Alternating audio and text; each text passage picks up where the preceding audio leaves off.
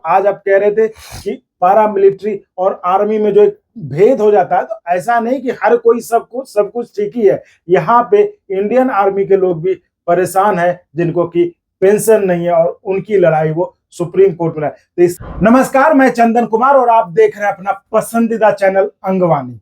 अभी तक हमने आपको पारा मिलिट्री के बारे में बताया और एक आर्मी के बारे में बताया, जो कि इंटरव्यू थोड़ा आप लोगों को पसंद नहीं आया था क्योंकि उसमें थोड़ा सा ऑफ द ट्रैक बात हो गई थी। लेकिन हम आपको आज वो बात बताएंगे जहां पूरे देश में ओपीएस के लिए जंग छिड़ी हुई, सरकारी कर्मचारी सड़कों पर उतरे हुए कि हमें ओपीएस चाहिए, हर हाल में ओपीएस चाहिए। लेकिन जिस तरह से हमने आपको नवोदय विद्यालय का कहानी बताया था कि नवोदय विद्यालय के कुछ स्टाफ ऐसे हैं जिनको कि एनपीएस ओपीएस तो छोड़, जिनको कोई पेंशन ही नहीं है। इसी तरह देश के लिए जान देने वाले, बॉर्डर पर, सरहद पर दिन रात हमारी रक्षा में अपना सब कुछ गवा देने वाले आर्मी के जो शॉर्ट सर्विस कमीशन के जवान हैं, जो अफसर है, उनका भी हाल कुछ इसी तरह का है। और ये मामला देश के सबसे बड़े न्यायालय सुप्रीम कोर्ट में चल रहा है। तो आखिर ये जो पेंशन की लड़ाई है, जिसमें कि हम ओपीएस और एनपीएस में हम चर्चा में उलझ जा रहे, इन सब के बीच जो कुछ ऐसे लोग हैं जिनके पास की ना तो ओपीएस है, ना तो एनपीएस है और ना ही यूपीएस आने वाला है, तो हम उस पर चर्चा करेंगे। हमारे पास सुप्रीम कोर्ट के वकील मेजर कविश अग्रवाल जी हैं। आपने नाम से समझ होंगे, ये खुद मेजर हैं और ये खुद शॉर्ट सर्विस कमीशन में थे और अब उन्होंने वो लड़ाई देश की सबसे बड़ी अदालत में, सुप्रीम कोर्ट में वो लड़ रहे हैं कि जो शॉर्ट सर्विस कमीशन के लोग हैं उनको उनका हक, उनको कोई तो पेंशन मिल जाए। तो मेजर कविश साहब, बहुत बहुत स्वागत है आपका अंगवानी पर। Thank you.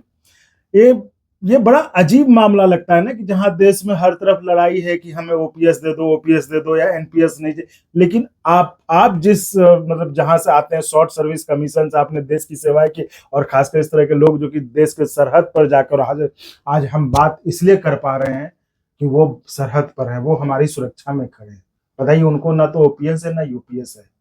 तो ये क्या मामला है, इसको जरा आप समझाइए, क्योंकि आप खुद उसमें रहे हैं तो आप बेहतर बता पाएंगे जी। देश में लगभग 2 करोड़ गवर्नमेंट सर्वेंट्स हैं। इसमें सेंट्रल गवर्नमेंट सर्वेंट्स हैं, state government servants, PSUs that is public sector undertakings और autonomous bodies.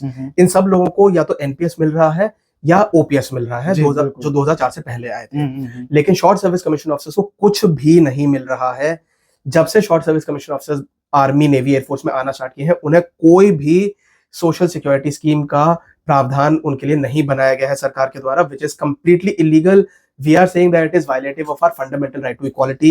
That is why we've gone to the Honorable Supreme Court. Honorable Supreme Court was pleased to issue notice to the central government on the first hearing. और अभी तक सरकार ने अपना जवाब दर्ज नहीं किया है सुप्रीम कोर्ट। ये आपने खुद कोई केस फाइल किया? हाँ जी, अच्छा, हमने यस कब नोटिस जारी किया? 3 मई 2024 को। एक जो शॉर्ट सर्विस ऑफिसर, और अभी तक सरकार ने जवाब नहीं, अभी तक सरकार ने जवाब नहीं दिया है। और एक एमएनएस ऑफिसर्स के लिए हमने, जो एमएनएस के शॉर्ट सर्विस ऑफिसर्स होते हैं, मतलब मिलिट्री नर्सिंग सर्विस के जो शॉर्ट सर्विस ऑफिसर्स होते हैं, उसके लिए भी हमने केस दर्ज किया था। उसमें भी ऑनरेबल सुप्रीम कोर्ट में जिसमें माननीय चीफ जस्टिस साहब ने उस केस में भी 5 अगस्त को नोटिस जारी किया है। इसमें फिर सुप्रीम कोर्ट में क्या डेट आगे की लगी है या क्या? हाँ जी, अभी बहुत जल्दी लगने वाली है। देखिए जी, हम सब ये जो शॉर्ट सर्विस ऑफिसर्स हैं, मैं ये बार बार कहते आ रहा हूँ कि कोई शॉर्ट सर्विस ऑफिसर या परमानेंट ऑफिसर में कोई डिफरेंस नहीं होता है। दोनों उसी बॉर्डर पे गोली खाने जाते हैं। गोलियां जब चलती हैं या बम जब फटते हैं तो वो इस चीज में किसी के, दो लोगों के बीच में डिस्क्रिमिनेट नहीं करते हैं कि कौन शॉर्ट सर्विस है, कौन परमानेंट कमीशन है। हमने भी बॉर्डर पे नौकरी करी है। हम भी 2 साल मैंने एक ऐसी फील्ड फॉर्मेशन में काटे हैं जहाँ पे साल में सिर्फ 2 दिन ही छुट्टी होती थी। अच्छा। एक होली के दिन और एक दिवाली के दिन। शाम को हर रोज ऑफिस चलता था। संडे शाम को भी ऑफिस चल रहा है। रात के हम 10-11 बजे तक ऑफिस में बैठे रहते थे। सुबह 7 बजे से फिर से ऑफिस स्टार्ट हो जाता था, मतलब फोन कॉल आनी, रिपोर्टिंग होती है। तो हम सब शॉर्ट सर्विस ऑफिसर्स ने ऐसी टफ नौकरियां करी हुई हैं। कई ऐसे शॉर्ट सर्विस ऑफिसर्स भी हैं जिनको विभिन्न तरीके की डिसेबिलिटीज हो चुकी हैं और अब सरकार के जो ऐसे नियम आए हैं कि डिसेबिलिटी पेंशन भी नहीं मिल पा रही है। मेरी एक कोर्समेट है, एक लेडी, उसको एक हाथी ने ऑलमोस्ट कुचल दिया था। बीना गुड़ी की बात है। उसको शायद उस समय लगभग 80% की डिसेबिलिटी दी गई थी, लेकिन आज की तारीख में उसको शायद डिसेबिलिटी पेंशन मिलने के लिए भी उसे स्ट्रगल करना पड़ रहा है। गवर्नमेंट परमानेंट कमीशन भी, गवर्नमेंट नहीं, आर्म फोर्सेस में भी परमानेंट कमीशन भी नहीं दे रही है।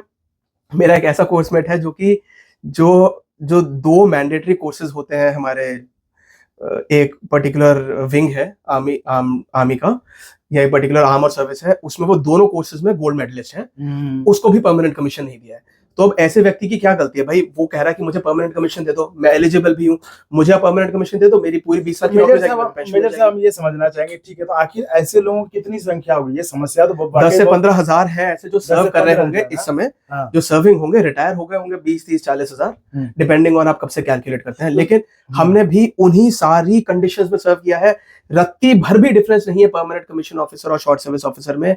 हमने आरटीआई लगा के भी ये बात पूछी, सरकार ने खुद से जवाब दिया है कि शॉर्ट सर्विस और परमानेंट ऑफिसर के बीच में सिलेक्शन प्रोसीजर के बीच में कोई डिफरेंस नहीं है। मेजर साहब आप ये बताइए, ऐसे लोग देखिए, ये तो बहुत पुरानी मांग रही कि जो आर्मी के शॉर्ट सर्विस स्टाफ कमीशन होते हैं उनके लिए ये मांग उठती रही है कि जो है उनको पेंशन की सुविधा नहीं है। तो आपको, चूंकि आप खुद उस जगह पर रहे हैं, आपको क्या लगता है ये क्यों नहीं है ये सुविधा उनको? मेरे ख्याल से सरकार ने सिर्फ नजरअंदाज कर दिया गया है, अच्छा, गलती से या इंटेंशनली, जो भी है, मैं उस पर टिप्पणी नहीं दे रहा हूँ, मेरे ख्याल से नजरअंदाज हो गया। क्योंकि मैं इसमें गणित आंकड़े बता देता हूँ। देश में जैसे लगभग अगर 2 करोड़ गवर्नमेंट सर्वेंट्स हैं सबको मिला करके, और लेटर से 20 लाख फौजी हैं, आर्मी, नेवी, एयरफोर्स सब मिला करके।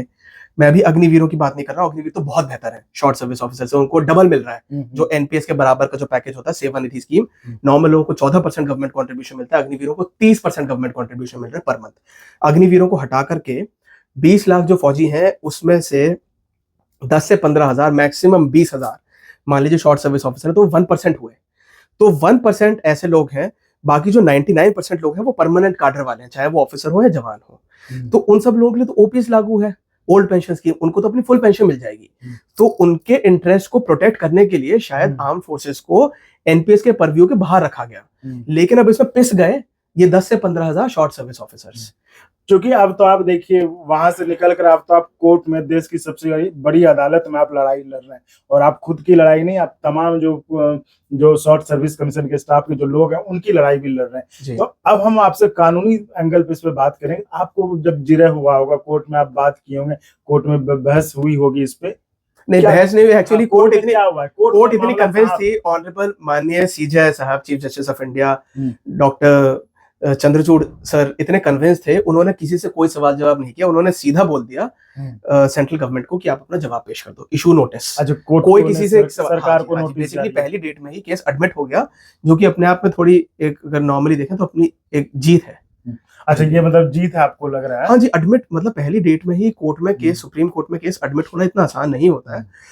कई केस पहली ही डेट में खारिज कर दिए जाते हैं, यानी कि बिल्कुल बिना बहस के ही कोर्ट ने एडमिट कर दिया। हाँ, यानी कि एक तरह से कोर्ट ने भी मान लिया, शक्ल देखने से लगता है कि जो ये बात कह रहे हैं वो शायद सही ही होगी। नहीं, ये तो देखिए देश का हर एक आदमी कहेगा कि ये इनके साथ नाइंसाफी है, क्योंकि जिस कंडीशंस में वो काम करते हैं बॉर्डर पर, आप खुद रह के आप कोर्ट ने एक्चुअली माननीय सीजेआई साहब ने कहा कि कोस्ट गार्ड को भी मिल रहा है एनपीएस, तो इसलिए इन्हें क्यों नहीं मिल रहा है, issue notice to the respondents. तो आपने अपने प्ली में क्या मांगा है? एनपीएस मांगा है, ओपीएस मांगा है, कौन सा पेंशन मांगा है? हमने मांगा है, तो चुनना पड़ रहा है ना लोगों को, कौन सा हमने मांगा है एनपीएस और CPF, that is contributory provident fund.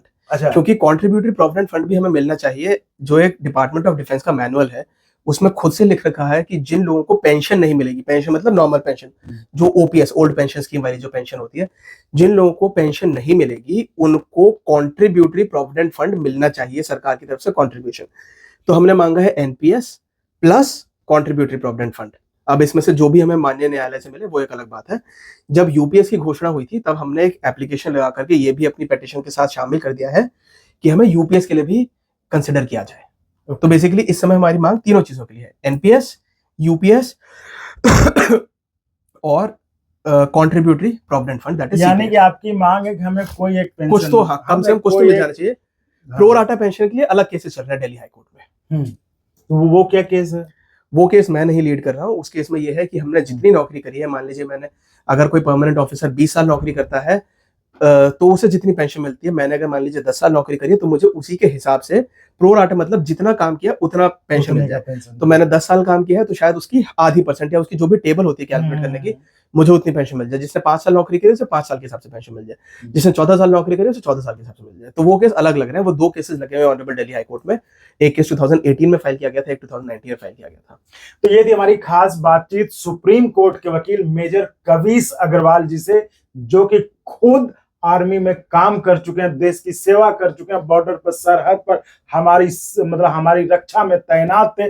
अब वो सुप्रीम कोर्ट में, देश की सबसे बड़ी अदालत सुप्रीम कोर्ट में, वो अपनी लड़ाई के साथ साथ देश के तमाम शॉर्ट सर्विस कमीशन के जो स्टाफ हैं उनके लिए लड़ाई लड़ रहे हैं कि उनको किसी भी तरह का, कम से कम किसी भी तरह का पेंशन तो मिल जाए, चाहे वो एनपीएस ही क्यों ना हो, उन्हें बस पेंशन चाहिए। तो ये देखिए, जो आज आप कह रहे थे कि पारा मिलिट्री और आर्मी में जो एक भेद हो जाता है, तो ऐसा नहीं कि हर कोई सब कुछ ठीक ही है। यहाँ पे इंडियन आर्मी के लोग भी परेशान हैं, जिनको कि पेंशन नहीं है, और उनकी लड़ाई वो सुप्रीम कोर्ट में है। तो इस केस में अपडेट यही है, एक तरह से आप कह सकते हैं कि सरसरी तौर पर पहली निगाह में जीत की तरह लगता है कि सुप्रीम कोर्ट ने पहले ही इसमें जब पिटीशन दाखिल की गई तो एक्सेप्ट करते हुए याचिका को केंद्र को नोटिस जारी कर दिया, और अब केंद्र की तरफ से जवाब आना है, जिस पर सुप्रीम कोर्ट सुनवाई करेगा। और उसके बाद कुछ ना कुछ वकील साहब को, जो पहले जो कि अब मेजर साहब थे अब वकील साहब बन चुके हैं,